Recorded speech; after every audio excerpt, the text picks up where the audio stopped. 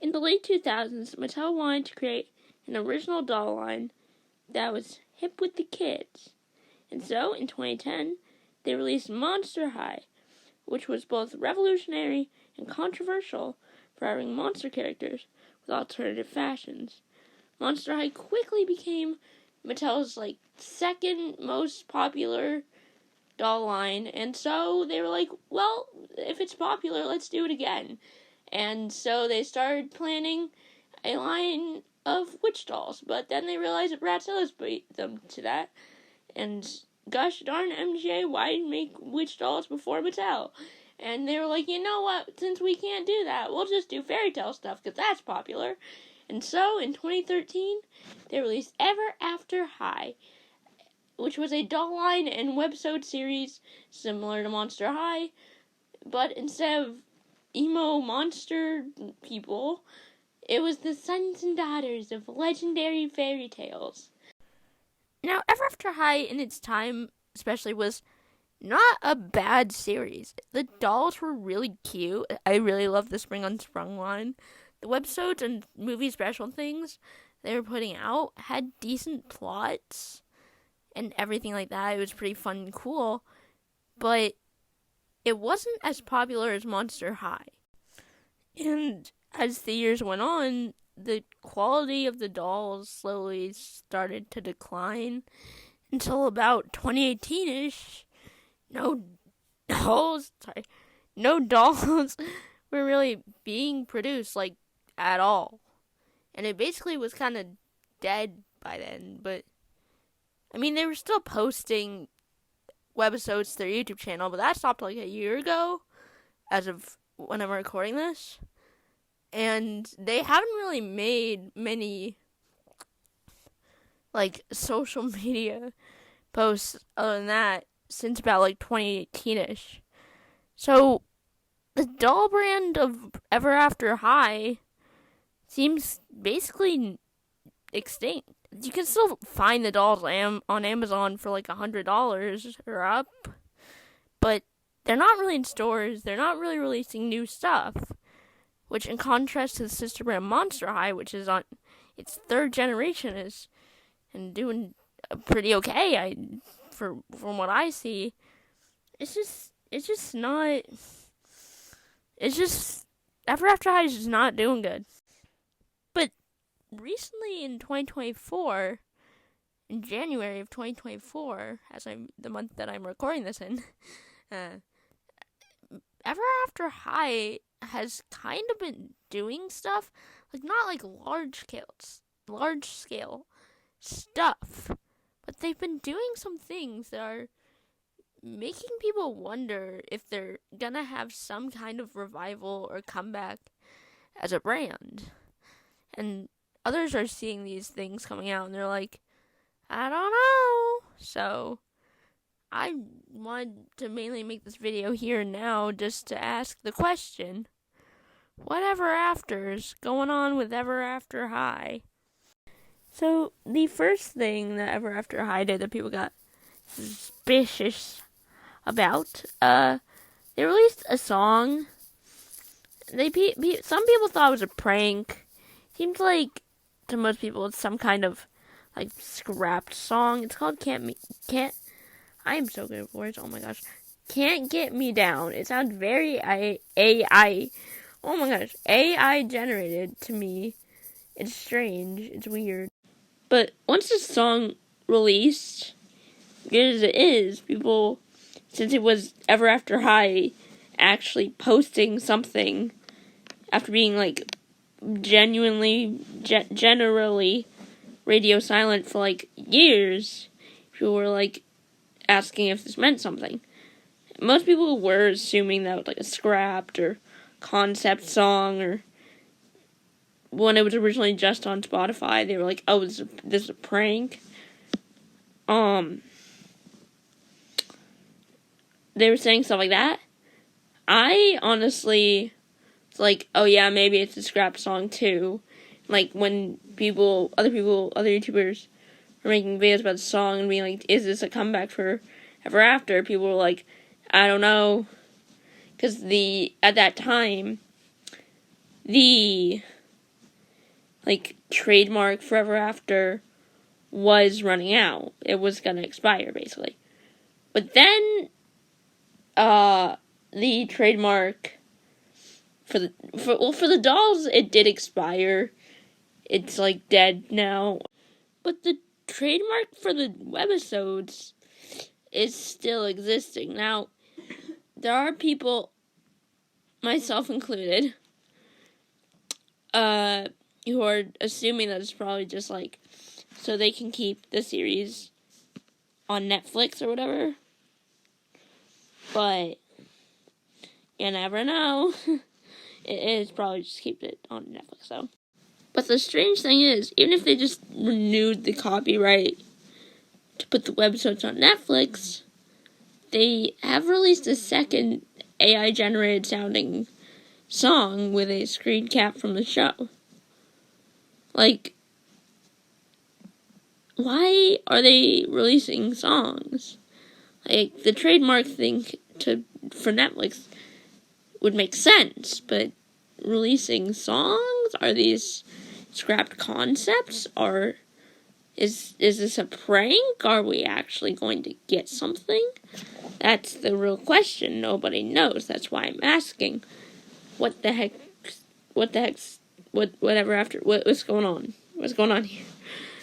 But even if we don't get a full-on reboot from Mattel, people still have their ideas. I have some ideas. If for reboot, I'm gonna show that now. Yeah. Alright. Here is how I would make an Ever After High reboot. And no, I did not set up my dolls like this purposely for the video. That's just how they are. And yes, I also made this a slideshow. I'm extra. Okay, there's 3 points in the slideshow. Okay, point 1. Mediums of existence. I'd bring back the concept of 2D webisodes, but I wouldn't make them test exact same as the original. The characters and overall plots and concepts would be fairly similar, but they would be different enough so that the webisodes aren't reanimations of the originals. I would also try to make the new webisodes as enjoyable and as good as the old webisodes. I would also keep the existence of things like books, clothes, and other stuff. The dolls themselves would be a mix of reproductions and new dolls, like Monster High with the reproduction, and then they're also... I really don't like that my foot's in the frame, but I don't know how to fix that. Sorry, random tangents. Don't mind me. Also, do not mind my aggressive sniffing. I don't know what's up with that. I'm healthy. Don't worry. This video is a mess. Point 2.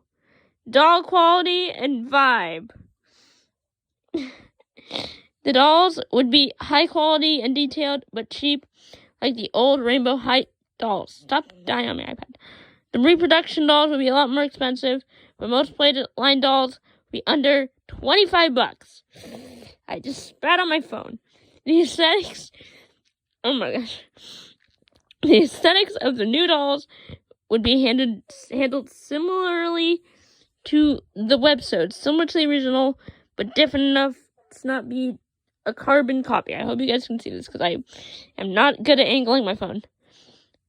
They would still be dressed like royalty, but their outfits would also lean more to fancy elements and take inspiration from things like cottagecore, fairycore, royal color, and other fantasy-related aesthetics that float around the internet. As seen here, I guess. Point 3, diversity. The original After High was really cool and fun, but not very diverse. There are diverse personalities, and some characters with darker skin tones, but that's about it. If I were to have creative control over the brand, I would add more variety to the skin tones and body types of the characters, as well as adding disabled and LGBT characters, because it's me, and I would do that. And, don't know why it points that. Anyway. Conclusion. Those are the 3 main points that I would incorporate into an Ever After I reboot if I made one. Cool, but probably not possible because I don't work for Mattel. And then here's a little redesign I drew of Apple White. But guess what? I redesigned more characters, so let me just get that real quick. Shabam! Raven. She's darker now.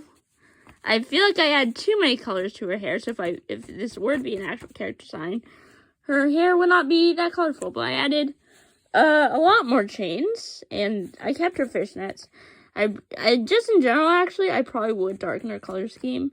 I regret making her so neon. But look at that.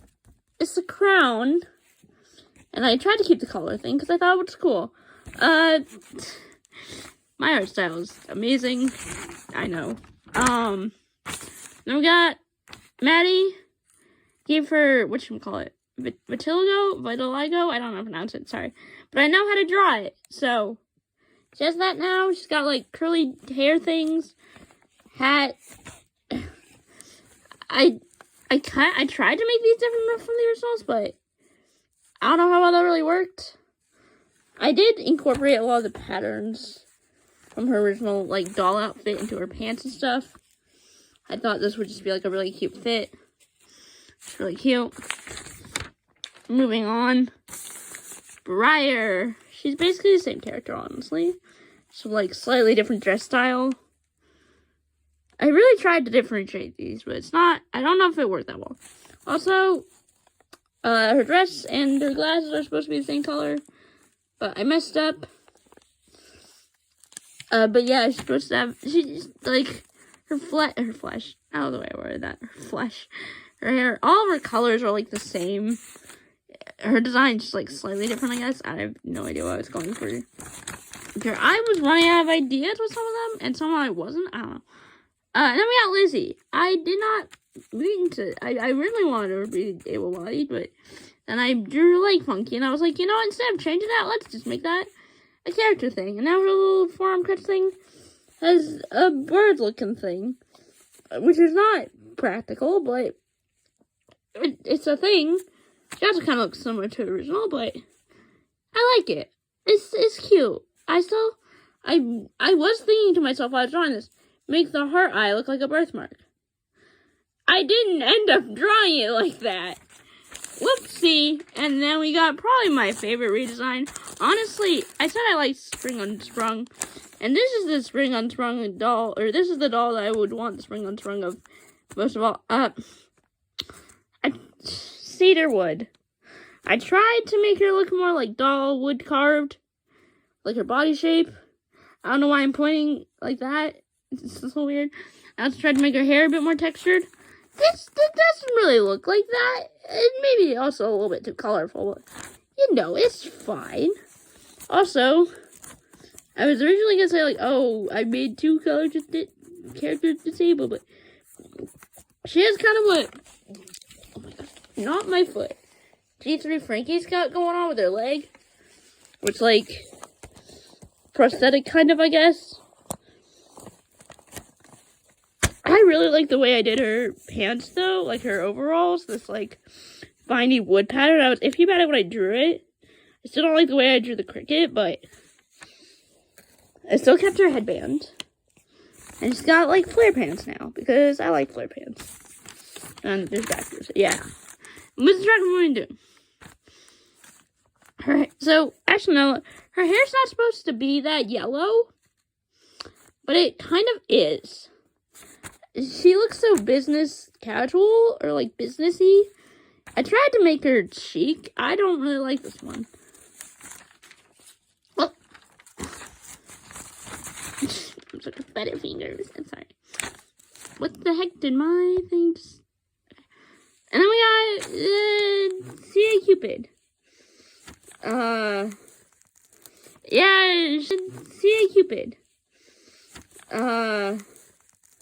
Yeah, she's kind of really close to original. Kind of so much. I gave her like arm things. Like I did the, was it toga? I know words. No further comment. And then Michelle, I was like, you know what? I want to redesign her because I feel like that'd be cool. I'm like iffy on the top. I don't know why I have a habit putting mermaid characters, my mermaid OCs and stuff like that, in wheelchairs, but I feel like it's perfect, so I do it. Her hair's basically the same, and she's holding a little microphone thing. And I don't know, she sings into it, I guess. So yeah, that's all the redesign things that I made since this segment of the video on. Sorry, why is my camera? On to the outro. So yeah, that was my little deep dive question, whatever the heck, that evolved in the chaos. Subscribe, I guess. I don't know at this point. Yay!